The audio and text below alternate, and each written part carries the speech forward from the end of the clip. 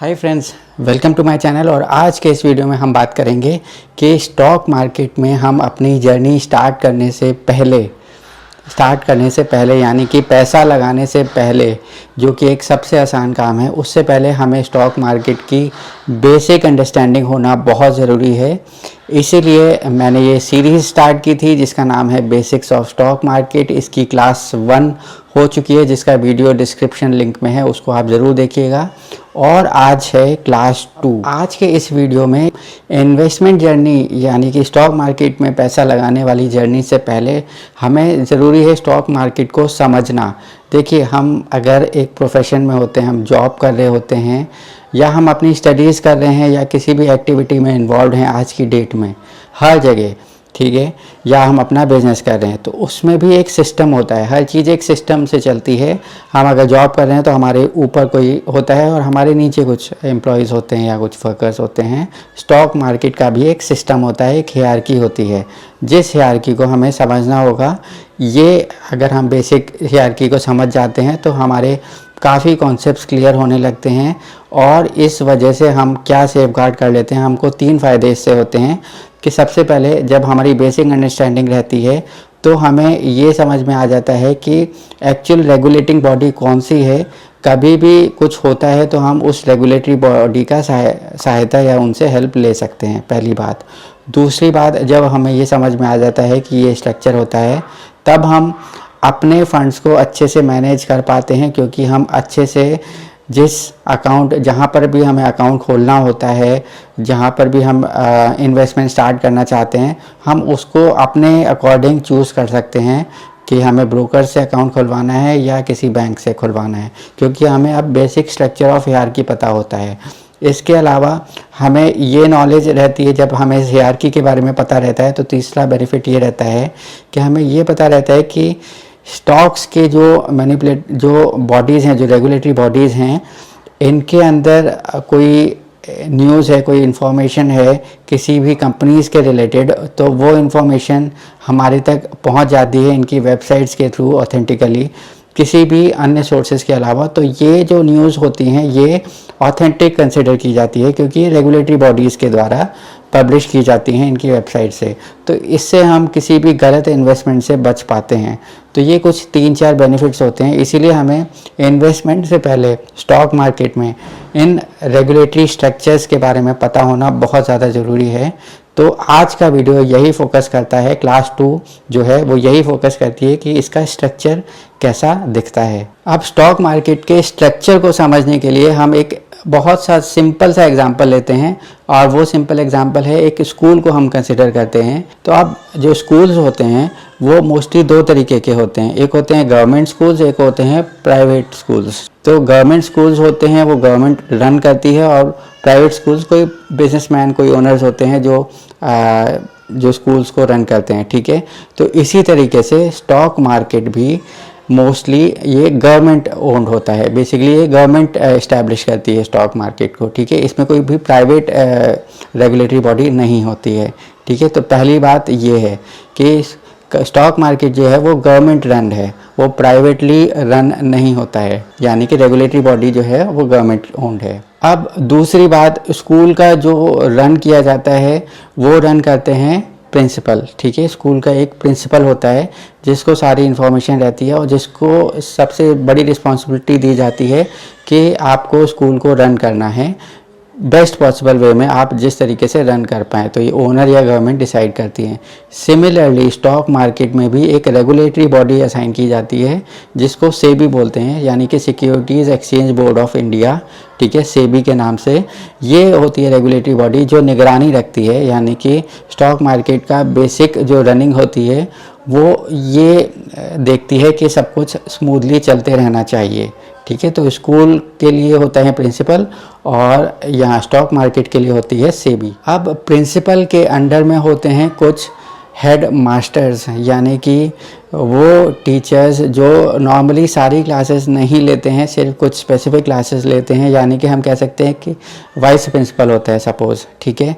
Vice principal का हम example लेते हैं। सिमिलरली स्टॉक मार्केट में भी सेबी खुद से कुछ नहीं करेगी, उसके अंदर 2 एक्सचेंजेस होते हैं, यानी कि नेशनल स्टॉक एक्सचेंज और बॉम्बे स्टॉक एक्सचेंज। ठीक है, अभी आप बस इनके बारे में इनका नाम समझिए, इनकी डिटेल्स हम नेक्स्ट क्लासेस में समझेंगे।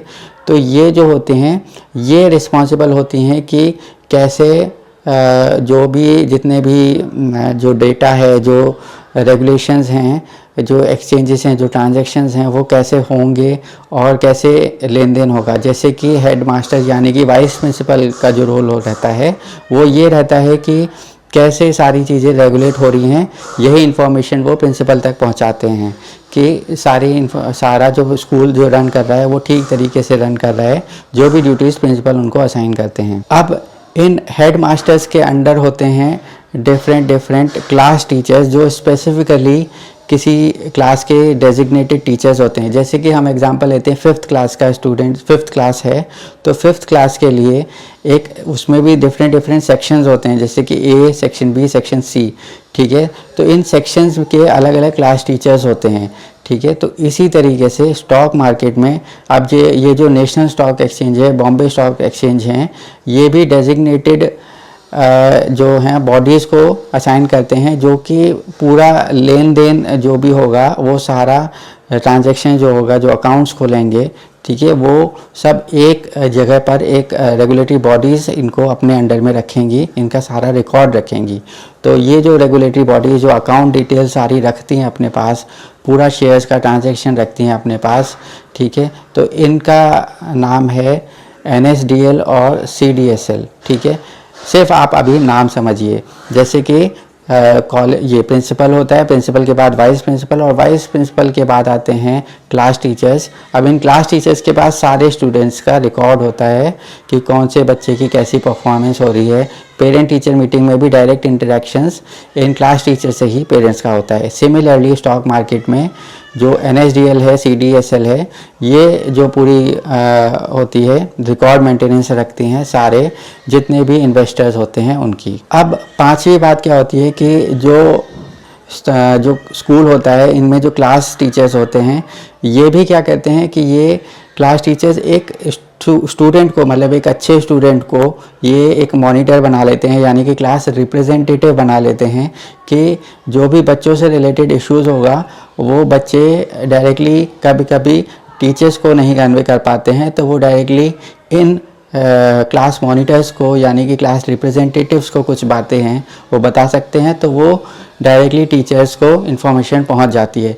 सिमिलरली स्टॉक मार्केट में क्या होता है कि ये जो CDSL है, डिपॉजिटरीज होती हैं ये, और NSDL है, ये जो जितने भी डाटा अकाउंट्स का रखते हैं, ये भी असाइन करते हैं कुछ ब्रोकर्स को।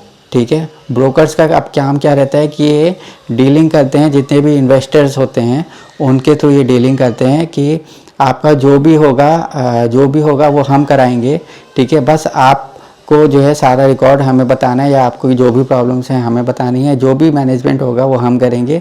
और इनका डायरेक्ट लिंक होता है ये डिपॉजिटरी से, यानी कि जो ब्रोकर्स होते हैं जो अकाउंट आपका खोल कर देते हैं, ये डायरेक्टली लिंक करते हैं आपके डिपॉजिटरीज से। ठीक है, तो जैसे कि अब ब्रोकर्स भी दो टाइप के होते हैं, एक तो होते हैं बैंक्स और दूसरे होते हैं डिस्काउंट ब्रोकर्स, जिनके बारे में हम आगे सीखेंगे। अब लास्ट बात जो आती है वो आती है कि स्कूल में अब होते हैं स्टूडेंट्स होते हैं जो बेसिकली देखा जाए तो अपना एडमिशन लेते हैं, किसी क्लास में एडमिट होते हैं, अब उस क्लास के लिए वो असाइंड हो जाते हैं। सिमिलरली स्टॉक मार्केट में होते हैं रिटेल इन्वेस्टर्स जो कि अपने पैसे को लगाते हैं। ठीक है, या फिर होते हैं फॉरेन इंस्टीट्यूशनल इन्वेस्टर्स, यानी कि बाहर के विदेशी ऑर्गेनाइजेशंस, लोग, इंडिविजुअल जो कि पैसा इंडियन स्टॉक मार्केट में लगाते हैं। और कुछ बड़े ऑर्गेनाइजेशंस इंडिया के अंदर जिनको हम डोमेस्टिक इंस्टीट्यूशनल इन्वेस्टर्स बोलते हैं, ये लोग अपना पैसा इंडियन स्टॉक मार्केट में बल्क में लगाते हैं। तो ऐसे ही स्टूडेंट्स की भी जो होती है स्कूल्स के अंदर, वो काफ़ी सारी वैरायटीज़ होती हैं। कुछ स्टूडेंट्स बहुत ज़्यादा अच्छा पढ़ने वाले होते हैं, वो बहुत ज़्यादा इनपुट देते हैं अपनी स्टडीज़ में, अच्छा परफॉर्मेंस देते हैं।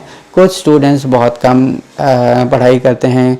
तो स्टूडेंट्स का रिलेशन देखा जाए तो हम रिटेल इन्वेस्टर्स के साथ कंपेयर कर सकते हैं, यानी कि इन्वेस्टर्स जितने भी टाइप के होते हैं। तो आज के वीडियो में हमने क्या सीखा?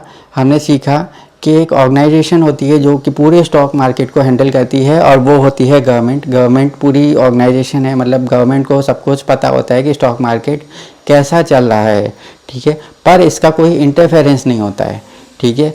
अब इंटरफेरेंस कहाँ से शुरू हो सकता है? जब तक कोई रेगुलेटरी बॉडी आती है, जैसे कि सेबी अब एक रेगुलेटरी बॉडी है जो कि इस पूरे स्टॉक मार्केट को हैंडल करती है कि इसकी फंक्शनिंग सही हो, ठीक है। तो हेड कौन हुआ? सेबी, ठीक है। सेबी के बाद अब नीचे आते हैं 2 एक्सचेंजेस, यानी कि वो एक्सचेंजेस जहाँ पर पूरी डीलिंग होगी, शेयर्स का लेन देन होता रहेगा, यानी कि ट्रांजैक्शंस होंगे इनके अंडर में, ठीक है। तो एक हो गया नेशनल स्टॉक एक्सचेंज, एक हो गया Bombay stock exchange. National stock exchange Delhi में है और बॉम्बे स्टॉक एक्सचेंज बॉम्बे में है, ठीक है। अब इनके नीचे आते हैं डिपॉजिटरीज। डिपॉजिटरीज का मतलब जो कि अकाउंट्स, डीमैट अकाउंट्स खोलते हैं, जो भी इन्वेस्टर्स पहले अकाउंट खोलेंगे तभी वो शेयर्स का लेन देन कर पाएंगे। तो ये होते हैं CDSL और NSDL, ठीक है। अब इसके नीचे आते हैं जितने भी ब्रोकर्स होते हैं जो अकाउंट खुलवाएंगे, ठीक है।